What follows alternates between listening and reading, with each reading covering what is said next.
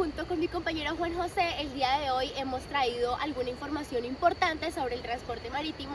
Espero que sea de su agrado y sea tan interesante como para nosotros.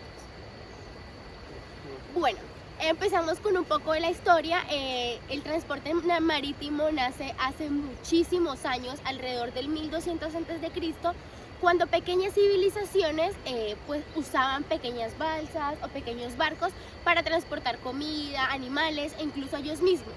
Cuando llegan los fenicios al Mediterráneo, pues ya tienen cargas más grandes y nace la necesidad o surge la necesidad de crear pues herramientas que faciliten este desplazamiento. Entonces ahí nacen las velas y nacen los remos. Bueno, como les venía comentando, el auge del transporte marítimo surgió cuando los europeos en su época colonialista e imperialista necesitan la extracción de recursos para ser negociados con la metrópoli, y pues así es como Cristóbal Colón llega a América y descubre en diferentes países junto con los portugueses. Entonces esto hace que se creen diferentes rutas marítimas para seguir explorando todo el mundo. Actualmente se dice que el transporte marítimo carga el 80% de las cargas a nivel mundial, es decir, que es el transporte que más se utiliza en la actualidad.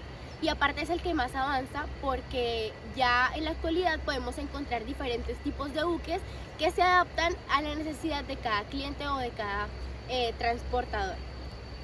Algunas características de este transporte es que, como les dije, se adaptan, o sea, los buques son muy grandes para cargas grandes y alcanzan a soportar hasta 165.000 toneladas de peso muerto. También es un transporte flexible y versátil, ya que como ha crecido tanto, pues hay diferentes tipos de rutas, los cuales conectan puntos geográficos muy dispersos o muy distantes. Entonces ya cualquier tipo de mercancía se puede llegar hasta cualquier rinconcito del mundo. En cuanto a las ventajas de este transporte, quiero contarles que es un transporte pues confiable, es uno de los transportes más económicos, incluso al terrestre y al aéreo, y además pues conecta puntos muy distantes. Entonces es fiable, seguro, carga muchísimo peso para se adaptar a cualquier tipo de cargas que se necesite.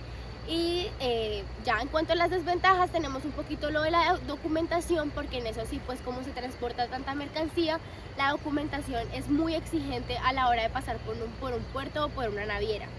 Es un tema que toma bastante tiempo.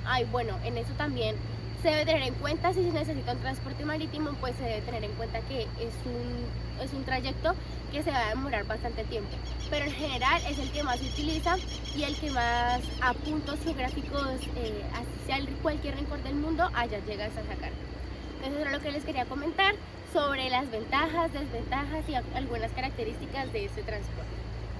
Y hablando un poquito más sobre el comercio, es muy importante mencionar que es la versión más antigua del comercio internacional. O sea, el transporte marítimo fue quien abrió las puertas comerciales de diferentes puntos geográficos a otros, o sea, y entrelazó todo el mundo. Y hablando de esto, vamos a contarles un poquito sobre los elementos que intervienen en el transporte marítimo en todo el proceso. Entonces tenemos los elementos reales y los elementos personales. De los elementos reales tenemos lo que es el buque, la carga, el flete, las políticas, la infraestructura portuaria, o sea, todo lo que influye, pero digamos en cuanto a físico. Ya los elementos personales, tenemos a personas que cumplen ciertos papeles en todo este proceso.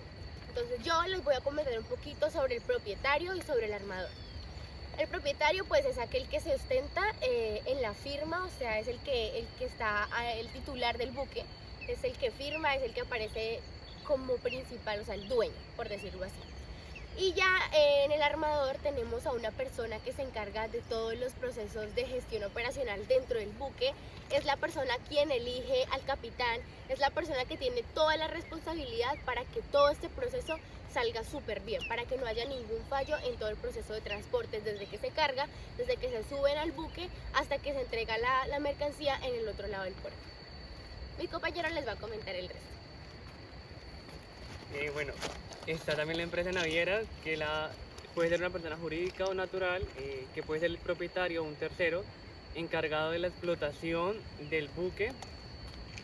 También nos encontramos los agentes navieros, que es el encargado de cuando llegan toda la gestión en tierra, desde la llegada, la permanencia y la salida de los buques del puerto.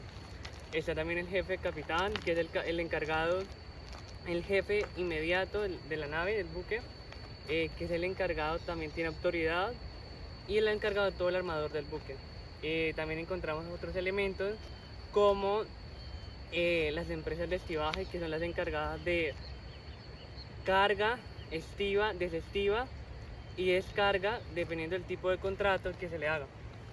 También están los agentes forwarder, que son un intermediario que se encarga de recibir y de enviar mercancías. De los otros sujetos del transporte marítimo está el porteador, que es el encargado cuando ha celebrado un contrato con un cargador para transportar mercancías por medio marítimo, y el cargador también tiene que tener celebrado un contrato con un porteador, pero él es el encargado de enviar las mercancías. Bueno, ahora vamos con la clasificación.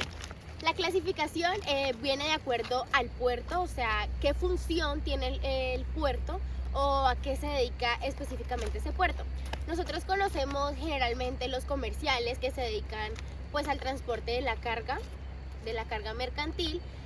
Conocemos también los turísticos, que son aquellos pues puertos a los que llegan los cruceros, cuando los viajes de 15, que el matrimonio, que las vacaciones. Tenemos también los puertos militares, pues que se dedican únicamente cuando son los buques de guerra o cuando están en una base militar, pues. También los pesqueros, que se dedican cuando a toda esa operación o este proceso de la pesquera, de transportar peces y eso. Y por último tenemos el industrial, que el industrial es aquel que pues opera muy cerca de diferentes tipos de industria, o sea, independientemente cuál sea, pero se dedica únicamente a transportar lo que se genere en ese lugar. Entonces debemos tener en cuenta que no todos los puertos son para todos, sino que cada uno tiene su función y propósito. Puertos comerciales encontramos a Landlord Port, que es cuando la autoridad portuaria se encarga de toda la infraestructura del muelle, y la gestión la hacen las empresas privadas.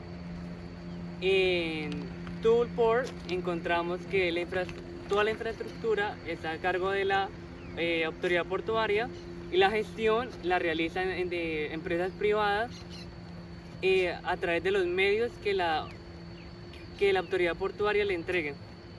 También está el Operating Port, que es que la autoridad portuaria realiza toda la gestión del muelle.